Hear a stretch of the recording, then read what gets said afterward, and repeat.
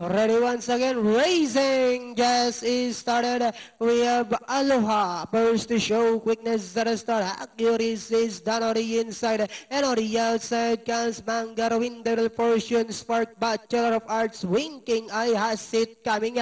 Tejas Best comes next, then followed by Hard Power, and on the outside comes Cool Turner Super Cup, while Bobon Lancer is the early trailer by about 15 lengths of the leader. And going along for the first turn, we have Aloha by 1 length and a half.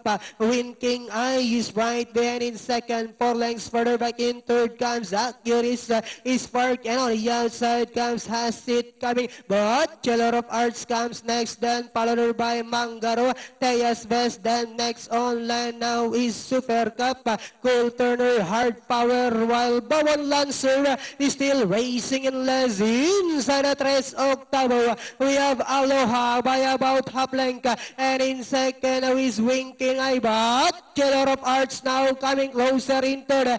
Spark comes next. Zaguris has it coming. Tejas Best, the Super Cup, Mangaro, Cool Turner, Miss Bobon, or rather Bobon Lancer, while Hard Power now racing in less, and as they swing for home, the lead now belongs to Bachelor of Arts by a length and a half. Aloha in second. Moving up now to take third is Super Cup.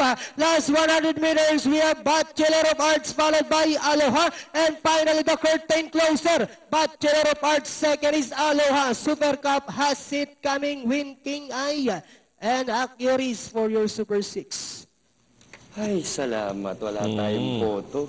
Klaro, 591.